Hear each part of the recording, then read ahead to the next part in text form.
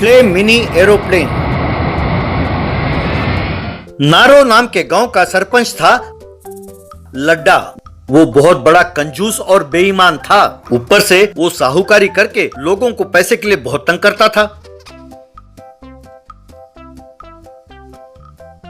एक दिन उसका बेटा चिन्ना उनके घर के पास एक पेड़ पर चढ़कर बैठा था। अजी सुनते हो, वो सवेरे से स्कूल नहीं गया, पेड़ के ऊपर चढ़कर बैठा है। ना उसने कुछ खाया ना ही कुछ पिया। आप उसे वो एरोप्लेन का खिलौना खरीद कर क्यों नहीं दे देते? वो बेचारा 2 साल से उसकी मांग कर रहा है। अरे बेटा, उसकी कीमत लाखों रुपए है। मैं कह तो रहा हूँ कि मैं तुम्हें खरीद कर दूंगा। अब नीचे उतर जाओ बेटे। नहीं नहीं, जब देखो आप यही बोलते रहते हो। अगर आप कल खरीद कर देने का वादा करते हो तो मैं उतरूंगा, वरना मैं घर छोड़कर चले जाऊंगा। हाँ ठीक है बेटा, मैं हाथ जोड़ता हूँ, खरीद के दूंगा। आ जाओ, नीचे उतर जाओ। तब चिन्ना पेड़ के नीचे उतरा। उस गांव में किशन नाम का व्यक्ति मिट्टी के घड़े बनाकर बेचता था।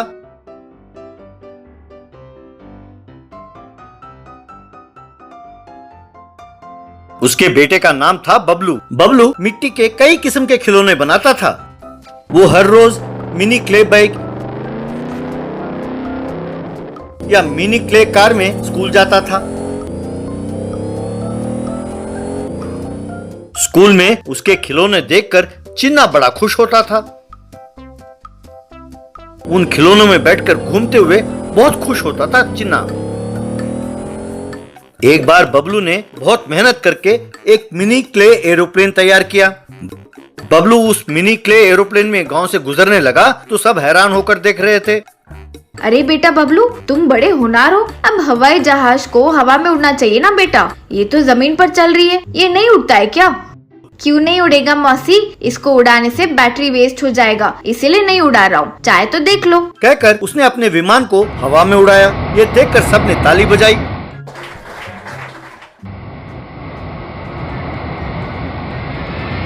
अब उस विमान में वो स्कूल के पास आकर उतरा। ये देखकर चिन्ना समेत सभी बच्चे बहुत खुश हुए। एक दिन लड्डा किशन के घर पहुंचा। क्यों रे किशन, पैसे उधार तो ले लिए पर उसे चुकाने का नाम ही नहीं लेते तुम। और तो और उसका ब्याज भी नहीं भर रहे हो। अब ब्याज कौन देगा? तुम्हारा बाप। साहब ऐसी बातें ना करो, बस ये 1 महीना चूक गया मैं ब्याज देने से। अगले महीने दोनों महीने का ब्याज दे दूंगा। तभी बबलू अपने मिनी क्ले एरोप्लेन में वहां आकर उतरा। उसे देखते ही लड्डा के मन में लालच जागा। ए किशन, मुझे वो लोग पसंद है जो अपनी जबान के पक्के होते हैं। तुम जैसे जो जबान से मुकर जाते हैं, कैसे बर्ताव करना है मैं अच्छी तरह जानता हूँ। इस महीने के ब्याज के बदले में मुझे वो मिनी एरोप्लेन दे दो। कहकर उस एरोप्लेन को जबरदस्ती लेकर वहां से चला गया। तब बबलू को बहुत गुस्सा आया। घर के पास उस विमान को जांच करते हुए लड्डा, उस लड़के ने ये विमान अच्छा बनाया है। इसमें बैटरी चार्ज किया तो काफी है, बस करंट का खर्चा है, पेट्रोल की जरूरत नहीं है। अब से मैं इसका प्रयोग करूंगा तो बहुत पैसे बचेंगे। अपने बेटे को ये नहीं दूंगा, उसे कोई ना कोई बहाना बनाकर दूर रखूंगा। बाद में उस विमान को देखकर, अरे पिताजी, लगता है ये बबलू का विमान है। इसे उड़ाने की मेरी बहुत इच्छा है डैडी। आप ये मेरे लिए लाए हो ना? I love you daddy. Thank you daddy. ए चुप करो, ज्यादा ना बोलो। ये मैं ब्याज के बदले में लेके आया हूँ। जैसे वो पैसे चुका देगा उसे लौटा देना होगा। इसे हाथ लगाया तो हाथ तोड़ दूंगा। मैंने तुम्हें कहा तो है कि तुम्हें एक विमान खरीद कर दूंगा। जाओ अंदर कमबख्त। ये सुनकर चिन्ना को बहुत गुस्सा आया। हर रोज लड्डा उस विमान में अपने घर से उड़कर जाता और शाम को घर लौट के आता। ये देखकर चिन्ना को बहुत गुस्सा आया। चिन्ना ने स्कूल में बबलू को जो कुछ हुआ सब बताया। अरे चिन्ना, तुम्हारे पिताजी झूठ बोल रहे हैं। हमने बहुत कहा कि हम ब्याज भर देते हैं, तब भी वो उसे जबरदस्ती लेकर गए हैं। उनका कोई लौटाने का इरादा नहीं है चिन्ना। मैं जानता था कि मेरे पिताजी बड़े कमीने, पर इतने बड़े कमीने होंगे ये नहीं जानता था। उन्हें सबक जरूर सिखाऊंगा, पर उसके लिए तुम्हें मेरी मदद करनी होगी। कहकर बबलू से मदद मांगा। तब बबलू ने चिन्ना को समझाया कि उसे क्या करना चाहिए। अगले दिन लड्डा से चिन्ना, पिताजी आपने मुझे चलाने के लिए मना किया, पर आप खुद चला रहे हो। क्यों? मैं क्यों नहीं चला सकता? अरे तुम चलाना नहीं जानते बेटे। अगर ये टूट गया तो बेकार हो जाएगा बेटा। से मुझे तुम्हें जवाब देने की कोई जरूरत नहीं है। चुपचाप अंदर जाओ, नालायक। के डांटा। तब चिन्ना और गुस्सा हो गया। यूं लड्डा उस विमान को उड़ाते हुए चला गया। शाम को वो विमान के साथ घर के पास उतरने की कोशिश कर रहा था कि चिन्ना ने पानी के पाइप से उस पर पानी छिड़कने लगा। बस सारा विमान पिघलकर गायब हो गया। केवल स्टीयरिंग और सीट बचे थे। लड्डा सीधा आकर गोबर के ढेर पर गिरा। उसका सारा बदन गोबर से भर गया। हाय रे, मर गया। हाय भगवान, अरे कमबख्त, तुमने पानी क्यों छिड़का, नालायक। ओह सॉरी डैडी, मैं तो पेड़ को पानी दे रहा था डैडी, वो गलती से विमान में आकर लगा। I am really sorry daddy. बस लड्डा का सर चकराया और वो फिर से गोबर के ढेर में गिर गया। बबलू ने फिर से एक विमान बनाया और बबलू और चिन्ना दोनों उस विमान में घूमने लगे। अमीर करोड़पति वर्सेस चूहा।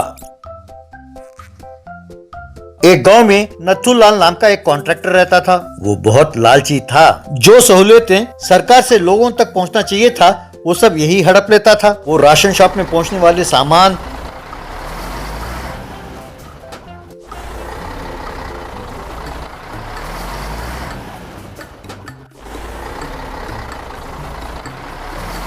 बीज,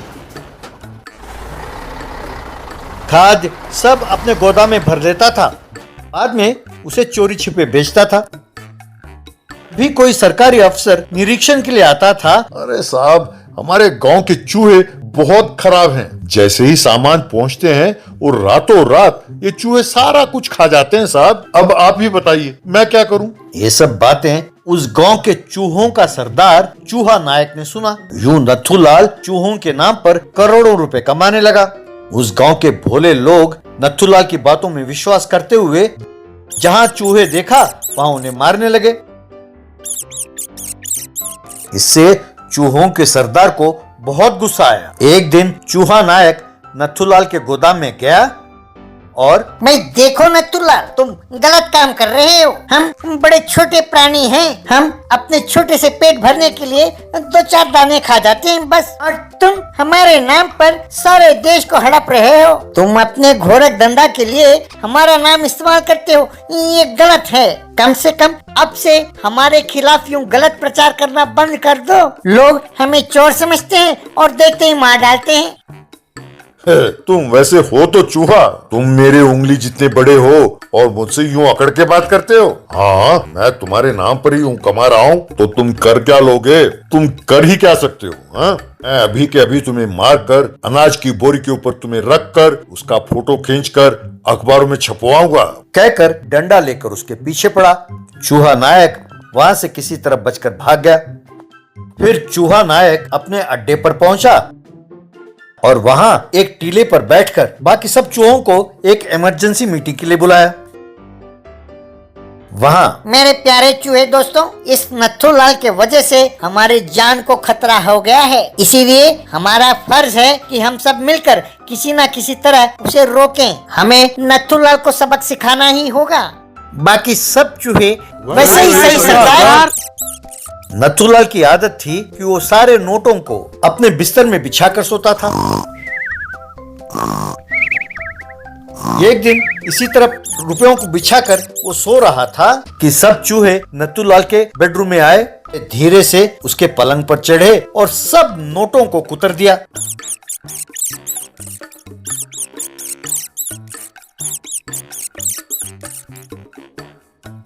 सवेरे नींद से जागकर जब नथुलाल ने देखा कि नोट सारे कुतरे हुए हैं, वो परेशान हो गया। वो अपना बाल नोचने लगा। थोड़ी देर बाद अपने आप को संभाल कर, ए चूहा नायक, देखो मैं तुम्हारा क्या हाल करता हूँ, कहकर चूहा नायक को तलाश करते हुए निकल गया। उसने बहुत ढूंढा पर उसे चूहा नायक नहीं मिला। इस तरह नथुलाल ने कई बार नया घर बनाया, नए कपड़े खरीदे और खाने के लिए सब सामान जमा किया। चूहों ने आकर हर बार उनका नाश कर दिया।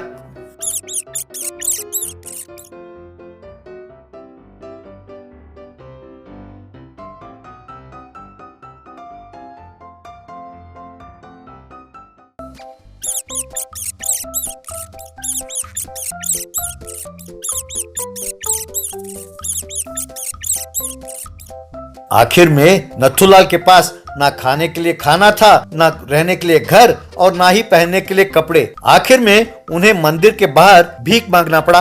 तब चूहा नायक वहां पहुंचा।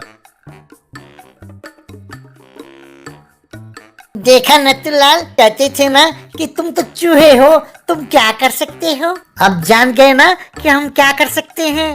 वैसे इस समाज में हम चूहों से ज्यादा तुम जैसे छुचुंदर ही बहुत हानिकारक हैं। जनता के पैसे हड़पने वाले तुम जैसे छुचुंदरों के लिए यही हमारी चेतावनी है। जो भी सरकारी पैसे खाने की कोशिश करेगा उसका हम यही हाल करेंगे, खबरदार। कह के चला गया। नथुलाल की बोलती बंद हो गई और वो चूहा नायक को देखता ही रह गया। चूहा नायक वहां से चला गया।